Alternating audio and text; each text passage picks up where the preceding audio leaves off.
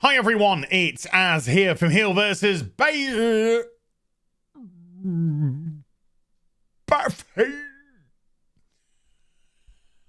Oh boy. Black Panther 2 Wakanda Forever is just around the corner, comes out in a couple of days.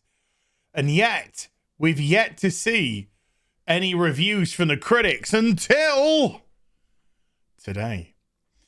And even the shill critics are having a real difficult time what to make of this movie. Some are just playing the shill game. You can tell with how their mini review. While others want to be complimentary, want to retain their access, but at the same time,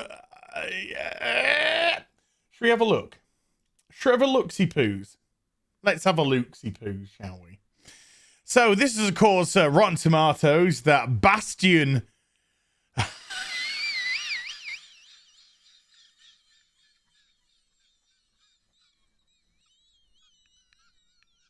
of objectivity.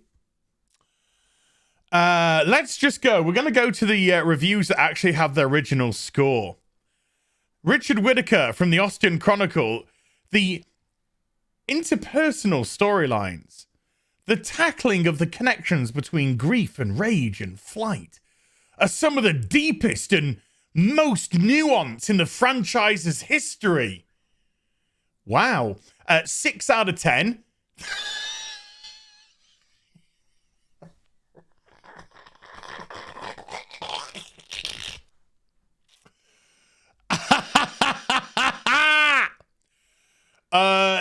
Danielle, really?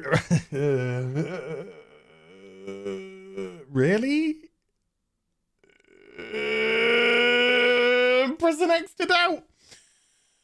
Danielle Salzman from the Solzy at the Movies.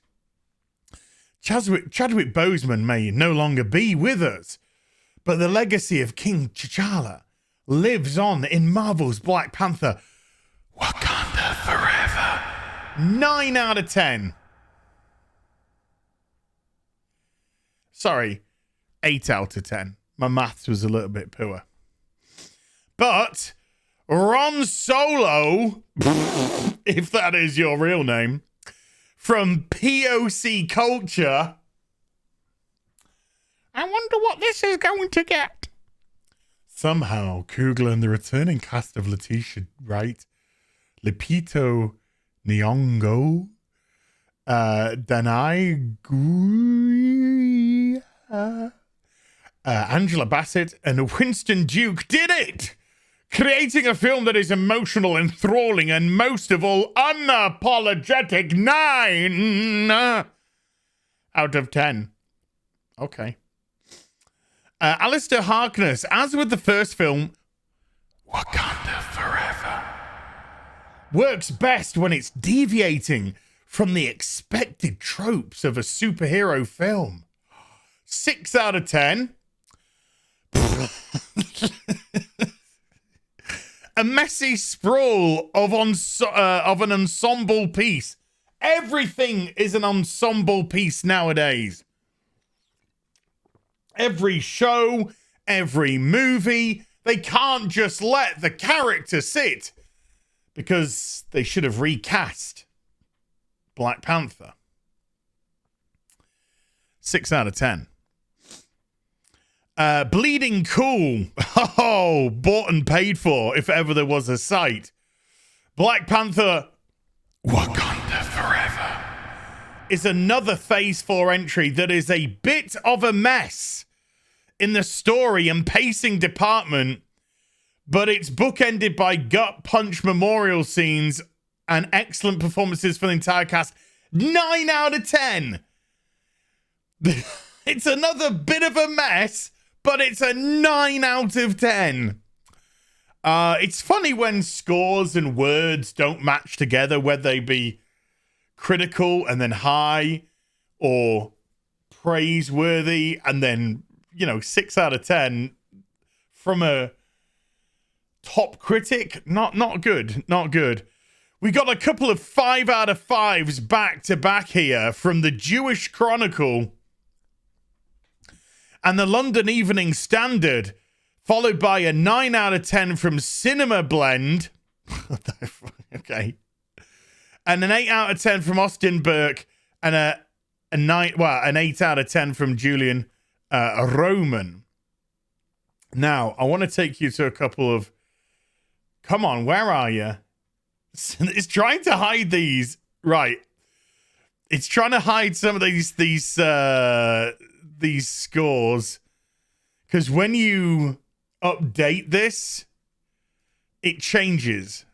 Let's see if we can grab... Here we go. We've got Stephanie Zacharek. These are the top critics. Ticking boxes isn't the same as pulling magic or even just insight from thin air. The sad reality is the show must go on, and without Chadwick Boseman, it's just more of the same. Our job is to pretend it's enough. Wow! Wow! Okay, but she's right. I mean, the critics have got to play their role when they don't have to, but they choose to. They play their role because they want their access media.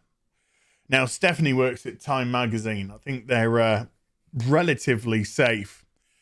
But let's go to the UK and Robbie Collin from the Daily Telegraph, who gave it a 2 out of 10.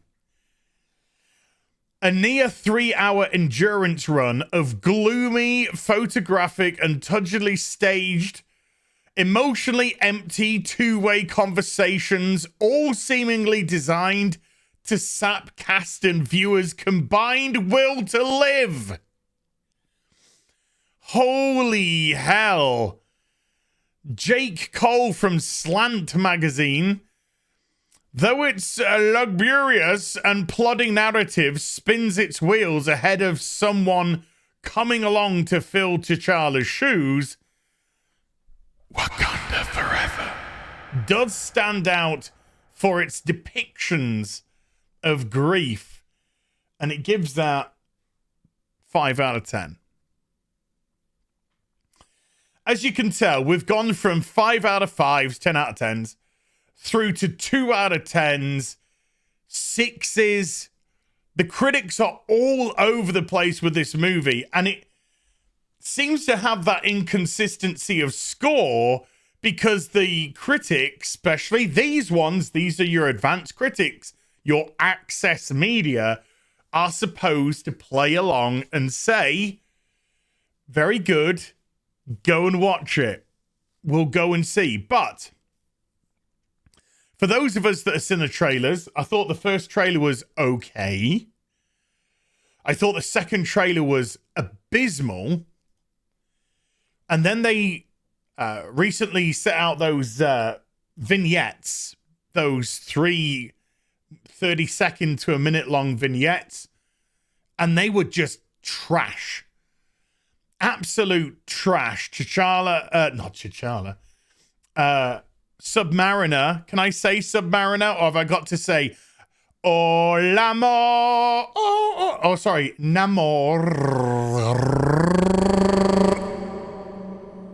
Namor meeting up with the Queen for the first time on a sound stage, which looked cheap as fuck. In the dark, where you could barely see anything. I am not the woman who's used to repeating herself twice. Okay. Well, we see the trash scene where they're trying to take Riri Williams from her home to Wakanda. And 1 minute you have the Dora Milaje woman going, oh, look at the way they talk to us. And then a second later, I like this one. Because it looks like, once again, these characters are not allowed to have any characterization. You're told what you should be thinking about them. This is the classic Marvel way now. You won't like them, but we'll tell you that everyone else likes them, and they'll pretend to like them to try and trick you to like them, but they're actually very unlikable. And then we had the, the flooding of Wakanda, which looked like it was not by any sea last time we saw it, but okay. It seemed to be landlocked, but okay. Wakanda was suddenly being flooded for some reason, and that scene just looked like obnoxious noise. If the critics don't know what to make of it, there's a pretty good chance that this film is gonna be pretty dour. And the fact that they've had to wait so long for the critics to be able to actually give a review, that's not so good as well. I'll see you in the next video, which will be most likely discussing Wakanda Forever. Take care. Bye for now.